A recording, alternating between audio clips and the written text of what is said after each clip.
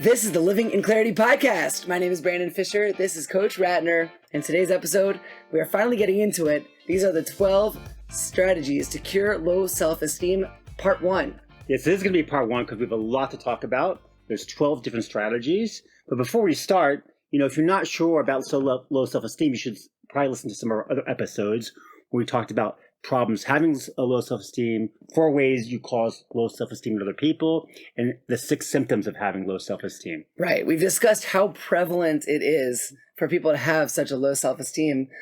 And it's a little bit of a wonder why so many people have such a low self-esteem right now. We filmed a podcast yesterday on anxiety. We had this wonderful couple, and she wrote a book on anxiety. I'm like, well, a lot of anxiety comes from having low self-esteem. And everything's interrelated. I did a talk recently on body, soul, and Pokeball, and how everything in our life's interrelated. We have a body, we have an ego, we have a soul.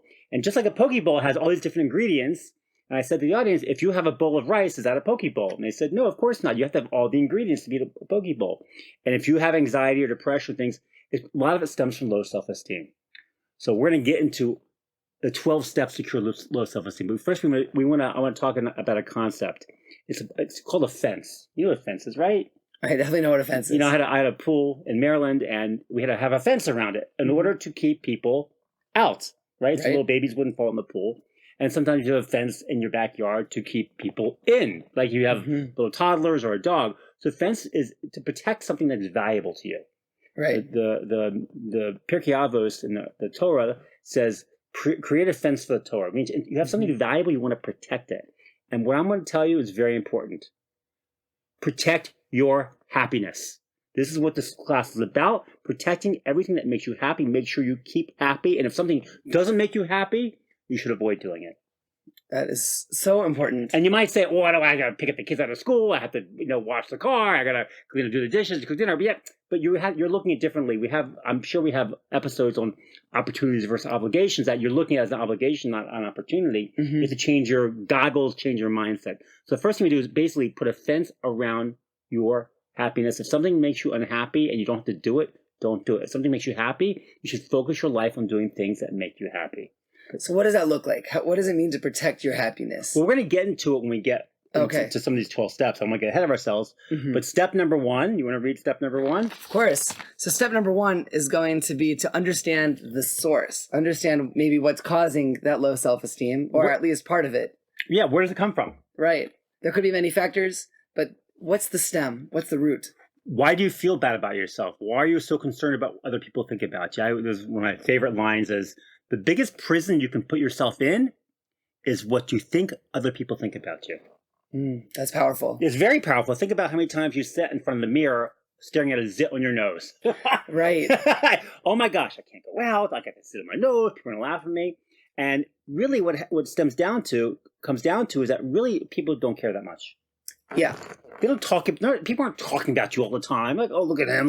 They might stand in line for Starbucks with their friend and say, oh, Brandon, he had a big zit on his note. Okay, we're going to have for dinner tonight. Like, no one really cares that much about you. Like, right. No one, and your best friend might see you walking down the street, I got a zit in your nose, and then it's done. It's over with. Right? So why do we do this? Why do we stand in front of a mirror for an hour, putting makeup on, playing with our pimples, fixing our hair, making sure all the creases out? But people don't really care. Why do we think that people will like us less if there's a little bit of a deformity? I know. Deformity is a big word for a zit, but we care so much about what other people are seeing us as. I was laughing recently because I know growing up in the 70s and 80s, you dressed in order to match. Like, you didn't wear stripes with polka dots. And I used to not like striped pants because you could never find shirts that would match them. You had to wear solids. But you go to like a store like Zara today. Zara, I guess. That's a store. Is that worldwide? Yeah, it is. Okay. And I look at the photos. I'm like, anything goes now. It doesn't matter what it looks like. You can put it together. So I have my kids at home like, Daddy, Abba, does this match? I'm like, it doesn't matter anymore. You can wear whatever you want. It all matches. Put a suit jacket with a dress and, a cummerbund and, a funny hat. Whatever you want to do, it goes. So understanding the source means like, where is this coming from? Why is it that you feel so bad? And I personally think a lot of it stems from how you grew up. It makes a lot of sense. Yeah. Your parents put a lot of pressure on you to achieve certain benchmarks, school, as well. There's benchmarks set for us from the youngest of ages. Yeah. So I think when you come home with, let's say, a D or an F on a test or your report cards, and your parents are disappointed in you, if they show it, and you feel like you're not worthy, that's like I'm not worthy. Was that from a movie? I think from the 1980s. I don't know it. It wasn't Fast Times at Ridgemont High. It was Bill and Ted's Excellent Adventure. Wow. I think I'm not worthy. There's a famous story about a yeshiva back in Eastern Europe, and it was a yeshiva where people used to work on their personal growth, and they come in, they tear themselves down and work themselves up. And a student comes in one day, and he goes, this is back, before the wars, and he comes in, and he can't find his way around, so he goes through some doors, finds a door, and sees the big, learning center, the base midrash, where they're all learning, and he sees all the students in these chairs going, I'm not worthy, I'm not worthy, I'm not worthy. And he doesn't know what to do, so he sits down, finds an empty chair, sits down, and starts doing what everyone else is doing. I'm not worthy, I'm not worthy. And the guy next to him says, hey, be quiet. I was here at least 6 months before I wasn't worthy. So, we sometimes have to tear ourselves down in order to build ourselves up. You've got to find out where it comes from. It's really interesting. I'm thinking as you're saying this, that sometimes a lot of our low self-esteem comes from weaknesses, from maybe things that we've laughed off in our past growing up. For example, when I was in high school, my dad was the golf coach. And he cut me from the golf team my first 2 years. Your dad cut you from the golf team? Cut me twice from Churchill. That's like a Michael Jordan story. And then he went on to win Coach of the Year and states for this. How did he cut his son? The truth is, I wasn't worthy.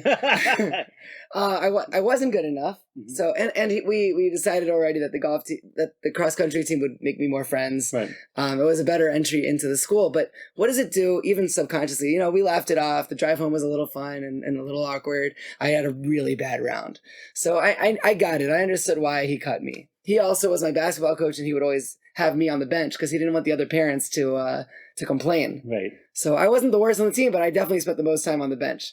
So, okay, fine. We laughed it off. But what do you think that did for my self-confidence and my abilities? It probably stymied them. It probably cut off my trajectory. I don't know if it led to low self-esteem but it could have. It could have. There's always an issue when you have your parent as a teacher or coach or doctor, because there's this emotional connection involved that makes you not make the proper. Either you put him in too much, or you keep him when he's not good enough, or you cut him because you want to be oversensitive to the fact that he's your son or daughter, right? So it's very difficult when you're in that situation. I think other things comes from also, like, for example, if parents don't show that they have strong self-esteem, that transfers to the kids. Just like when I give my dating and marriage class, if you want your parents to have a great marriage, if you want your kids to have a great marriage, you must show them what a great marriage is. If you want your kids to be happy, you must show them that you are happy. I believe one of the reasons, this is just my personal thing, that there's low self-esteem is such an issue today is because we lack resilience. That's a good point. Because I think, when we go through tough times in life, look at there's this article done, or I read something about, like, when you interview people in England from London who are in their 70s, 80s, and 90s, and what they think their fondest time in life was when they had to go hide in the underground during being bombed by the Nazis. That was their fondest moment? Because that's when everyone came together, right? A very big thing we talk about. If you cannot live with meaning, you have to be willing to know what you're dying for. You have to know what you're willing to die for, because you can't live life and you know what that is. So everything comes so easy for us. If we get food easily, if we get shelter easily, if we can get around town, if everything comes so easy for us, we lose that resilience, because then anytime something bad happens to us, we can't handle it. I have a question related to this. Do you think that pretending to be okay builds resilience? I think it's okay. I think that you need to sometimes learn to be vulnerable, which means you need to learn to cry. Yeah. I think it's okay to cry. I think it's okay to be sad. I think it's okay to be depressed. When you hide things, you're just masking it, and you're not building yourself up. I would say exactly what you just said, that pretending to be okay really hurts your resilience. Be real with yourself. Yeah. If you can't be real with yourself, you're not building resilience, and you're definitely not building any self-esteem. I know when someone says, hey, how you doing? Like, I don't want to talk about whatever stuff I have going on. Sometimes I say, I'm doing fine, whatever. But like, I don't want to talk about certain people. And of course, there's certain people I do confide in that to share my problems with. I really believe that everyone should have like a therapist. Yeah. You know, or someone that can act as a therapist to give you a coach, a therapist, a guide, a mentor. Coach, call me Coach Rat or whatever you want. Yeah. You should have sessions with you. People do. I got a text this morning from a woman in New York who wants to talk to me tonight. Incredible. She was here in and Israel. I think for our listeners, they should be reaching out to us. I also offer coaching services, and they should be reaching out and getting guidance. Yeah. We're here for that. Another reason you have low self-esteem, the source of low self-esteem, obviously is dysfunctional families or dysfunctional parents. It also could be that you were short. You were like height-wise? Height-wise, like being short, like you always have this inner feeling like, oh, I'm never going to be tall, I'm never short. You know, when you have strong self-esteem, you don't care. You see plenty of short people who go on to do wonderful things, become successful in many different aspects. You even see short people. I mean, Muggsy Bogues was a basketball player in the NBA. Yeah. He was 5'7"? No. He was 5'5" or 5'3". I'm thinking of Spud Webb. Okay. Spud Webb. Spud Webb Was 5'3", I think. And he won the dunk contest. He won the dunk contest. And he played in the NBA for many years. It wasn't like he was a great defender. Yeah. 5'3", like, you kidding me? You can't play in the NBA because you're short? No, he proved it. Muggsy Bogues was like 5'7", I think. Okay, fine. Which is still short for the NBA. Short. Yeah. So it's a rarity, but like there's something called short man disease where they that's a foot below average in the NBA. I think it's more than 5'7". Yeah. It might be less than a foot, more than a foot. I don't know what the average is. I imagine 5'7", 6'7", 6'8". I don't know. 6'8". Either way, you're 6'9", really right? There's a lot of reasons. There's to a lot be of 6'11". There's a lot of 6'11" guys. So it's called short man disease, where they, and I went through this myself, where you get in your 20s, like you feel like you're short next to the guys, so you usually lift a lot of weights. Okay. And then you buy a Porsche. No, I'm serious. Because it's short man disease. You feel you need to compensate for the fact you're short, so you feel like by having big muscles that compensates. That's why you see a lot of short little guys with big, short guys wobbling around down the street because they have short man disease. Yeah, it's usually a big pickup truck. Well, I don't know. It could be either one. Yeah. Either way, obviously they say compensation. And you, as a parent, you don't want to bring low self-esteem to your kids. Another way that we have an issue is understanding the source is that it could be from you complaining a lot. Like when you blame other people, you feel bad for yourself. And sometimes you blame other people and you're trying to take that low self-esteem and bring it to other people, but really it's on you. And when you go through life blaming people, it can become very, very painful. Yes, some people hurt us. Yes, we can blame our parents forever. Yes, we can blame our upbringing. Yes, we can blame our teachers. But when you blame and complain, you are causing yourself issues in life. And the reason is because it wears on you. It tears you down. Imagine, for example, there's an analogy of a teacher who's standing in front of a classroom, and the teacher is an 8th grade teacher. He says to his classroom, he holds out a glass of water. He says, "How much does this glass of water weigh?" And students guess 10 ounces, 8 ounces, whatever. He goes, "In theory, it doesn't matter how much this glass of water weighs, because you hold it for 10 seconds, it doesn't weigh very much. You hold it for a minute, it starts to get heavy. You hold it for an hour, it hurts. You hold it for 2 days, and you're in severe pain." Yeah. Because when you hold something in, it causes pain. Oh, I like that example. Yes, you need to let whatever it is, you have to stop blaming other people, take responsibility for yourself. And even though you want to blame other people because it makes you feel better, you're not being, I think you said the other word, you told me something the other day called authentic. Authenticity. Yeah. And I've been thinking about this word. When you say stuff, believe me, it sticks in my head. And I don't sleep because I'm thinking about this word authenticity a lot. Sorry. Because you're not being authentic. You're trying to put the blame on somebody else and not take responsibility. You want to be successful in life, take responsibility for things. Don't blame, don't complain. Yes, people make mistakes. They hurt you. But if you keep holding it in and don't let it go, and, as they say, forgive other people, even though they hurt you, even though they didn't apologize. Right. It's a high level to forgive someone when they don't apologize. Yeah, it is. But you cannot get rid of that pain. You're going to be holding that glass of water forever. And you're going to be in pain your whole life by not forgiving somebody. And I wouldn't be surprised if most people have quite a few hands out there holding. And I mean real forgiveness, not like, I'm forgiving you, but if I see you again, I'm going to you don't have to talk to the person again. There's certain, you don't have to talk to the person again, but real forgiveness, I forgive you. I know that God put you in my life for a reason. I know it's painful for me, but I'm going to forgive you. I want to let it go. I want to stop the pain. I want to move on with my life. And I want to be happy.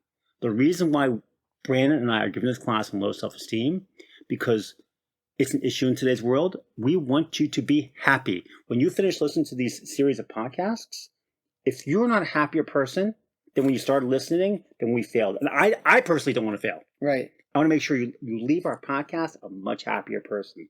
Because really, when you think about it, we're going to get a little bit into just give a little Bible idea that the first place that God placed man in the Torah, in the Bible, what was that called? Eden.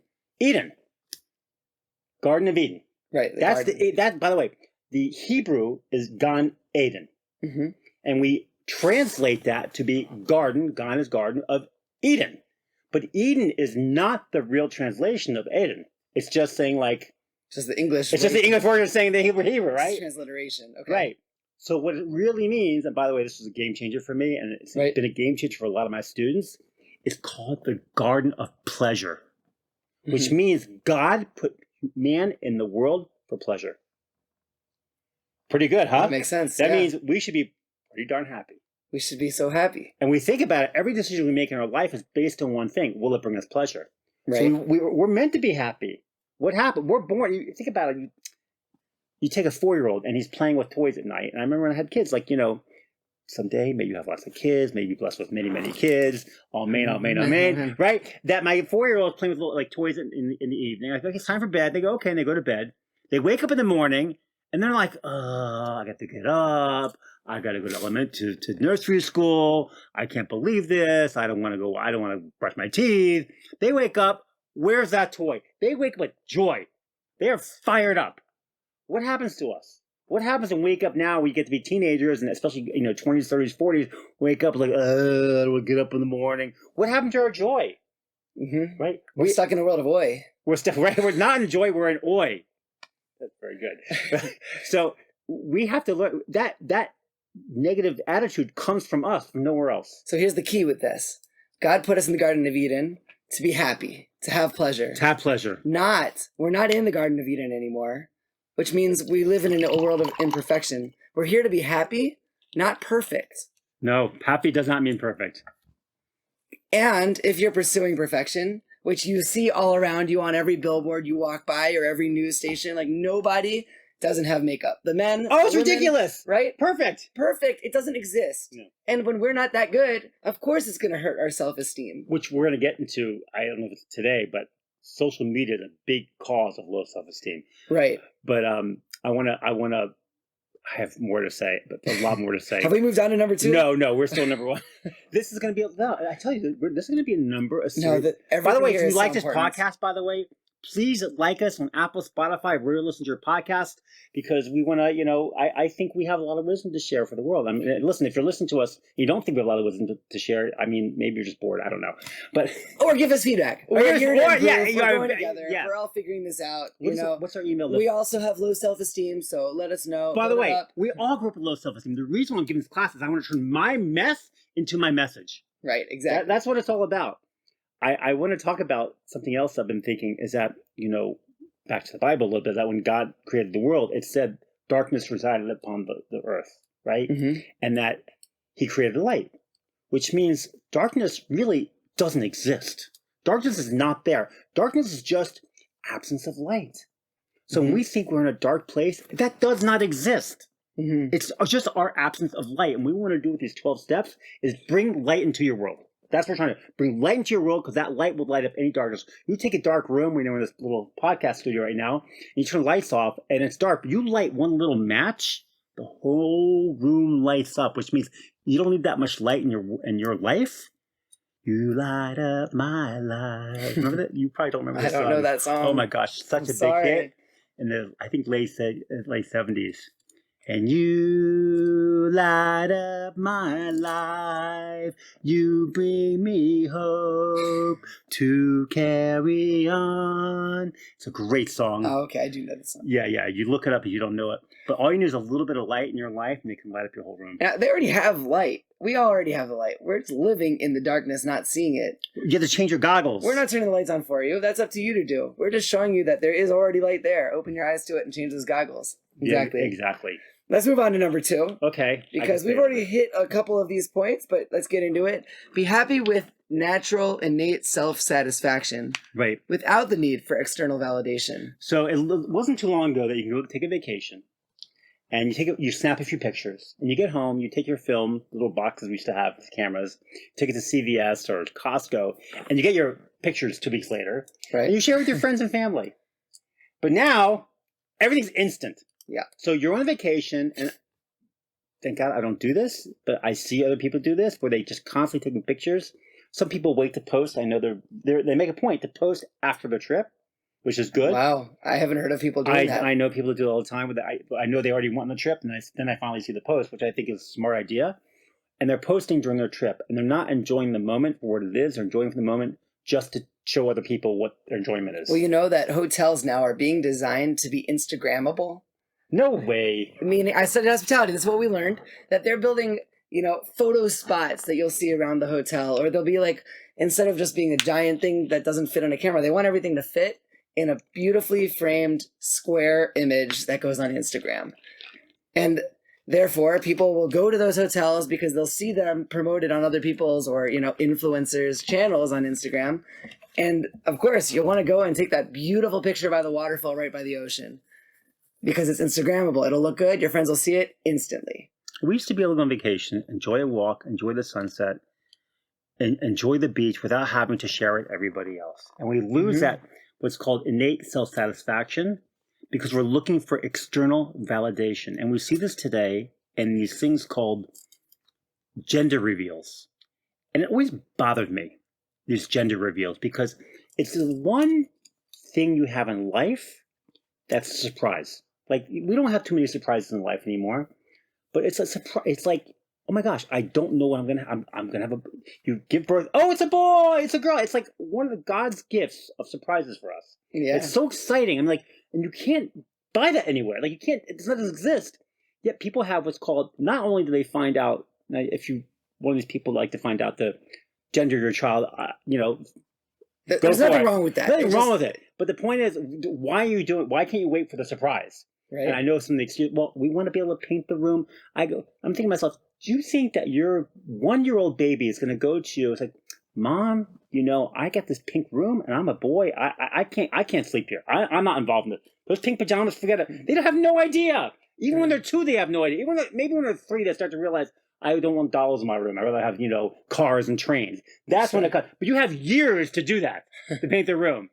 But not only that, do they find out the gender of the child. They have to have a party and put it on Instagram or Facebook to show, we're having a boy! Or fireworks so that the whole neighborhood can know. And by the way, we didn't discuss this when we discussed 4 ways you cause low self-esteem in other people. But do you know how many people cannot have children, who are not able to have children? They've tried and tried, they spend a fortune on it, or they can't even find a spouse to have a baby with. And when you do that, you're causing, in Judaism it's called ayin hara. Yeah. Yet you're causing the evil eye, people to become jealous of you. So enjoy your baby. It's for you. God put it there for you. You should enjoy it and be excited about it when you find out you have no idea what gender is going to be. It's the most exciting thing in the world. And it's being ruined because of this need for external validation. Mm-hmm. Does that make sense? Yeah, that makes a lot of sense. Also, we see it now is in sports where students are going to apply to colleges, especially people who are like, great football players in high school. Like, we're going to go to UVA. Like, they have 4 schools they got into, whatever, and that's their choice. Like, enjoy yourself. No one really, that's because you need external validation. That comes from low self-esteem, I believe. Maybe you disagree with me, but that's where I think it comes from.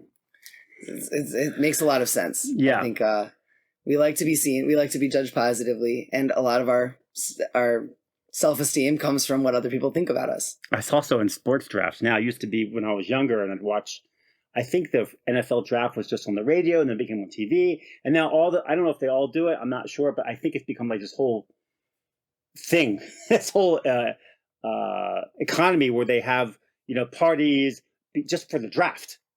Well, yeah, that makes sense. And draft parties and get pissed, it becomes a big thing because, I guess you can make money and sell ad space. I guess that's the reason why you put anything on. This is why they keep trying to extend, the sports leagues, the playoffs, because most people watch playoffs and you make a lot of money. It's all about all sports is business. That's all it is. I remember watching LeBron James's last game in high school and his graduation was on SportsCenter. 2002. I read it was who's the basketball, the Jewish Jordan? Oh, Tamir Goodman. He was a basketball player from Maryland who was top 20 in America in high school. And he was at a yeshiva in Baltimore playing basketball, and they had to throw him out of school as a junior. Why? Because he played basketball for them, and it was so much publicity they couldn't run the school. Whoa! It was a small yeshiva, and they'd have 5,000 people come out. They had a gym. I don't know the number, but it was only a few hundred people, and they just couldn't handle it. Wow! And he ended up having to go to a Seventh-day Adventist school in D.C. because that school also kept like a Shabbos, right? Okay, because Seventh-day Adventist, right? Oh, wow! And he played for them because they could handle the media that he had because he was so good. Interesting. Yeah. Anyway, just tie that back into self-esteem. So, by the way, I want to mention that, according to the CDC, came out with a report in 2021 that because social media is such a problem. In fact, I think the U.S. Congress is going to be looking to social media for children. Self-esteem is such an issue now. They said 1 out of 3 teenage girls in America have contemplated seriously suicide, and it's 1 out of 6 for boys. Wow. So that is we're living in the best time ever. We have access to all the information, we have access to all the food. Everything's perfect, except again, people don't have resilience, and things come so easy. And you look at social media and you think, I'm not perfect. I don't have this. I don't have that, and it's an issue in the world. So I think it's because going back to Tamir Goodman, going back to all these suicidal, unfortunately, teens, it's because everybody nowadays is in the spotlight. Yeah, even if it's only of their friend group.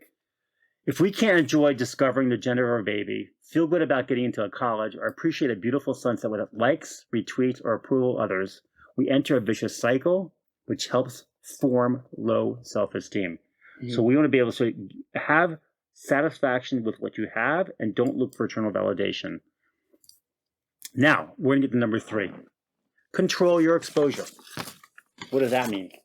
That means if something makes you feel bad, don't do it. And I don't mean like, I feel bad because I have to mow the lawn. No, that's an opportunity to get some exercise and get fresh air, or you can look at it as an obligation. But really, if something makes you feel bad, don't do it. I remember back in college, and even post-college, when, I wanted to stay at home, and all my friends, we're going to a party tonight. Do you want to go? I'm like, not really. Come on, you got to go to a party. I'm like, all right. And I've done this to other people myself. It's just like when if you drink or something, and you go to a party, out with your friends to a restaurant, and they're all getting beers or scotch, whatever, and you don't want to drink. Like, come on, you got to drink, because they want to feel like they want you to join them, else they feel kind of like a loser, I guess, because they're drinking and you're not, or the exact opposite, whatever you feel like. So if something makes you feel bad, don't do it. And I used to cause low self-esteem in people by saying, "Oh, come on, don't go," because there are people who are introverts, and they rather stay at home and read a book. Yeah, and there are people who are social and they want to go out and they want to talk to people. That is what drives them. That's what gives them pleasure. But we all have different pleasure drives. And if something doesn't give you pleasure and it makes you feel bad don't do it. Just like social media. If you go into Facebook or Instagram and it makes you feel bad, you should not go on. Yeah, that makes sense. Listen, I'm an extrovert. I definitely get my energy from being You're total out with extrovert. People. Yeah. Right. There's not very much of me that's an introvert. But one of the things that I have had to learn recently is to give myself time to myself and prioritize that time to myself. Because you can build up a reputation of always being the social person. And, obviously it's obvious that I'm an extrovert. So people say, oh, Brandon will be down to come out to anything we're doing. But the truth is, sometimes I'm tired. And sometimes saying no is the right thing for myself to do. And that will build my self-esteem. I need to be confident saying no and giving myself time to myself and resting.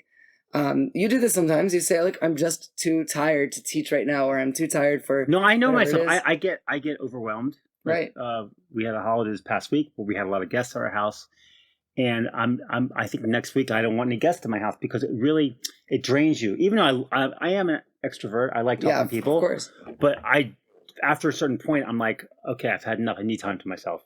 It's a balancing act. Nobody is completely an introvert, and nobody is completely an extrovert. Well, no, there are. I slightly disagree. I think there are people who are introverts, but they still have some sort of. They need some social. Right. You're completely. Right. I'm saying. Okay, completely. I changed my mind. I agree with you now. Okay. Okay.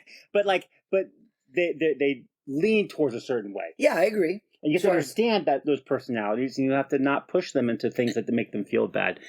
Yeah. Also, we need to be the gatekeeper of our brain. If something makes us feel bad, we watch something like scary movies, or if you go to roller coasters and it terrifies you and you feel miserable, don't do it.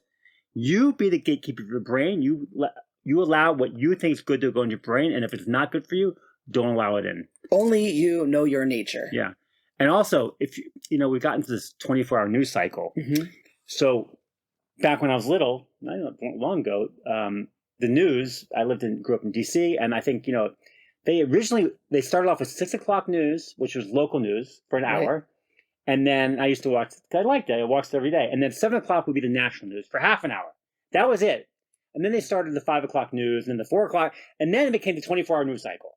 So now it's suddenly, and if you remember back to 9/11, when they started the ticker on the bottom, because things were happening, we were just, every restaurant you go to, they have the ticker going on the bottom. Everyone's sitting there glued to it, waiting for the next terrorist attack or waiting to catch somebody. Or because there was a number of events that happened after 9/11. There was a plane crash. There was all these different things.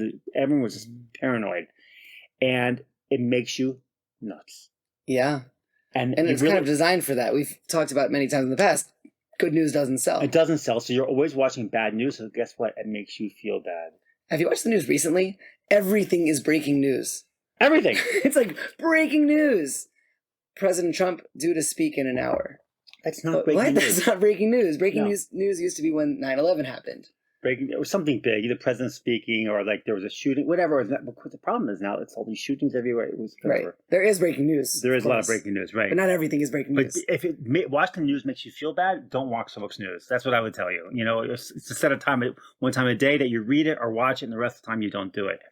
Because Mark, they sit on Madison Avenue, all these gurus who are trying to market things to you and get you to buy stuff. And what they're doing is they're saying, you're not happy unless you have what we're selling. That's what they're trying to make you feel bad. They're trying to make you feel bad that you need to have this shirt, you need to have this car, you need to have this pair of shoes, you need to have whatever it is, set of glasses, in order to make yourself feel better about yourself. And when you're standing at the checkout line, at a grocery store and you see Vogue and Elle and GQ and Mademoiselle, they're telling you you're fat and ugly unless you buy what we're selling you, or buy our exercise routine or whatever it is you're trying to do. You can't avoid it. You can't avoid it. It's just, and you have to basically control what goes into your brain. Like I say, I teach lots of students here in Jerusalem, and I tell a lot, at the yeshiva, and I say, I bet a lot of your parents and friends said you're going to get brainwashed. They go, Coach, you're right. How do you know? I go, because you're completely correct. You need your brainwashed of all the schmutz that goes in it. You've never controlled what goes into your brain, and it's full of stuff, and you have no idea what's true and what's not true. We're going to clean your whiteboard, and now you choose what goes in. If you don't like it, don't put it in. It's up to you. We'll show you wisdom. We'll show you truth. We'll show you emes. We'll show you, but you put in what your brain, what you know is good for you. Yeah, you're in control of your reception. Right. And then also, if you don't like going to parties and people want to go, don't go. Yeah. Even if you have a reputation of always going, it's okay. You're not letting anyone down by taking care of yourself. Yeah. You're making yourself better. Be okay with it. Okay, let's move on to number 4. Define your value. Let me just repeat what we have so you know what we talked about today. We're talking about the 12 steps to cure low self-esteem. Step number 1 was understand that we first talked about putting a fence around your happiness. Understand the source. Number 1, understand where it's coming from. Where does your low self-esteem come from? Number 2, be happy with innate self-satisfaction and stop worrying about external validation. Don't worry about other people think. Enjoy your own vacations. Enjoy having a baby. Don't think you need to share everything with everybody because you can be causing also other people to have low self-esteem. Right. Number 3, control your exposure. If something makes you feel bad, don't do it. Now, number 4, define your values. Do what's important to you and don't do what is not important to you. Don't let someone else define your values. Just like I give a class on success. I say, if you cannot define success, someone else is going to do it for you. Yeah. You have to define what you have, and you start with the end game in mind. Say, go back to the end of your life and say, what would I look back on my life? And by the way, these can change as you go on. Your values can change. Your definition of success can change. But do what's important to you, and don't do what's not important to you. Define what your values are. You got to have what they call core values, which, I think I'll write this down. I think something called core values, which means what is important to me? What's my purpose in life, and what do I want out of life? Do I feel like family is more important? Do I feel like money's more important? What is my core value? And how do you define core values? I don't think it's so easy for people to understand. No, I that's why I haven't put it in yet, because I haven't talked to I hear about it all the time. What are your core values? And for me, I'm going to go back to when I say success. My definition of success, I don't have it here, but I have a list of a number of things. If I look back in my life, I consider to myself to be successful. And one is if I have my kids who not only love me, but cherish me, want to spend time with me, even when I'm old and rickety, and lots of grandkids. And I also look at like how I help communities and how I help change the world. Also, I'd like to have nice real estate that I could pass on to my kids. That's very important. Not a talk for now. But I look back at how I was able to change the world and make the world a better place. Because the way I look at it as a human and as a Jew also, that's our job to change the world, not that the world change us. And when you have your whiteboard in your brain full of stuff that you didn't control that went in, you are not controlling yourself. You're letting the world control you. Because it's our job to change the world, not the world change us, which means... Who's writing on your whiteboard? Yeah, exactly. Oh, by the way, which is something we talked about on Control Your Exposure. Listen to people who are positive. You should put yourself around positive people who are happy, who have wisdom, who are not trying to sell you something. They're not getting anything in it. Like, we're doing this podcast, right? I'm not asking for anything from the audience. I did ask, yes. Give us 5 stars if you loved us, 3 stars if you think we're average, and 1 star if you think we stink. And I don't care. I'd rather have a star than not a star. That means you listen to us, right? I'm being serious. I guess that's true. Yeah. Yeah. If you think we're just average, give us 2, 3 stars. I'm happy with that. I'd like to know if anyone's listening, but I'm not asking for money. I'm asking for anything. So when someone has an ulterior motive, you have to be careful about what they're saying to you. Like I do have books, obviously. By the way, I did make my first 2 books, one on dating, one on marriage, is now free to download as ebooks on coachratner.com. Great reads, simple books to read. You could finish it in a weekend easily. Maybe the first book I finished in less than an hour. The second one probably takes an hour and a half on marriage. And of course, my next book coming out this fall of 2023, is going to be based on those 2 books with whole new concepts with infinite marriage matrix and sunscreen love and all sorts of different ideas, 4 phases to a loving relationship.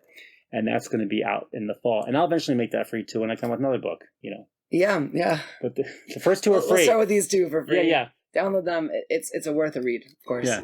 So you have to define your values. I know, we're in the Jewish world. So, a lot of people in our social circle keep what's called Shabbat. They don't, they stay with family and friends. They pray. They spend time. They don't go out and work and do things. Most importantly, they're not using their cell phones. They're not using their cell phones, which sometimes you have to disconnect in order to connect.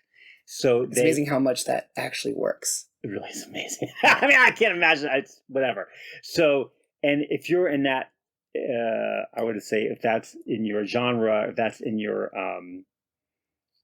lifestyle right now, and you're trying to do that, you might get tempted. But let's say if your best friend says, "Hey, we're going to Vegas for the weekend, and it's a bachelor party, and we have a free room, whatever. Do you want to go?" And you're trying to keep Shabbos or whatever it is you're trying to keep, and you have to think to yourself, "What's important to me? Do I want to go against my values, or do I try to stick to my values?" It's balancing this, what is right for me to do versus FOMO, fear of missing out. Yeah. Because you're going to be jealous when you see all those Instagram photos of all of them in Vegas. You stayed in the hotel or you stayed home. But when you know what your values are in life and you stick to them and you have strong self-esteem, and you don't have FOMO and you have strong resilience, you're like, I don't have to be everywhere. I know, okay, they might have fun, but I have fun doing something else. And I know some of the time I'll have that chance to go there when it's not Shabbos or something. And you have to be strong in your be strong with yourself. Be strong with who you are as a person and hold by your values and don't let people sway you from those values. Because again, that turns you into a genuine person. What's the word we used? Your new word you have came up? Authenticity. You're an authentic person. I gotta write this down. I have to tell you how obsessed I've been with authenticity for the last year. No, I'm using it now. It has become almost the most important thing I'm looking for. And when I'm around people who are not authentic, it's like I'm like allergic to it. I'm so aware of, is this really what you feel? Do you really believe this? Or are you regurgitating what you heard from the news, what you heard from the TV, what you heard from something else? I want to know who you are. I want to be around you, authentically you. I want to be that. Yeah. That's what it's all about. That's value driven. Now I heard from Rabbi Sachs. He was knighted. He used to be the Lord Jonathan Sachs. Rabbi Lord Jonathan. Lord. Yeah, Jonathan Sachs, chief rabbi of England. Anyway, he once said that it's not about impressing the whole world. When you're thinking about what you should be doing and how you make decisions, he's not thinking about how he impresses all of his friends and everybody. He's thinking, what would his 5 mentors or 5 people that he looks up to, what would they be proud of him for doing? Instead of thinking, what are my friends expecting me to do and living your life based on trying to make everyone around you happy, what do my people who I look up to expect of me? And how do I do the right thing? And above really that, how do you do that for God? Yeah, it's the same thing when I do my dating worksheet. I go, think of married couples you know and what you admire about them. Mm-hmm. And that character trait you're looking for is you should be looking for that same character trait in your spouse. Yeah. And that might not be what you think. When you list your character traits they're looking for, it might not be like, oh, I didn't realize I need someone, who could be so doting on me. I could be someone so whatever it is. Right. Like, and it opens your mind to who you can maybe marry and be in a loving, passionate relationship with. It's a great point. Anyway, there's so much more to say about self-esteem. We've gone through 4 of them. We've gone through 4. We're going to have 8 more. I think we're going to end up putting on 2 more podcasts. Yeah, that's the plan. Yep. Okay. So tune in for the next segment of this self-esteem, the 12 keys to building your self-esteem. Yep. And I hope you learned something from this episode. Of course, make sure you share this episode. Leave us the reviews. We have self-esteem too, so build us up. Yeah, all right. We'll see you next time. Thanks for joining us on this episode of the Living in Clarity podcast. If you enjoy what you just heard, make sure you like, subscribe, and comment with any suggestions for future episodes. We'll see you next time.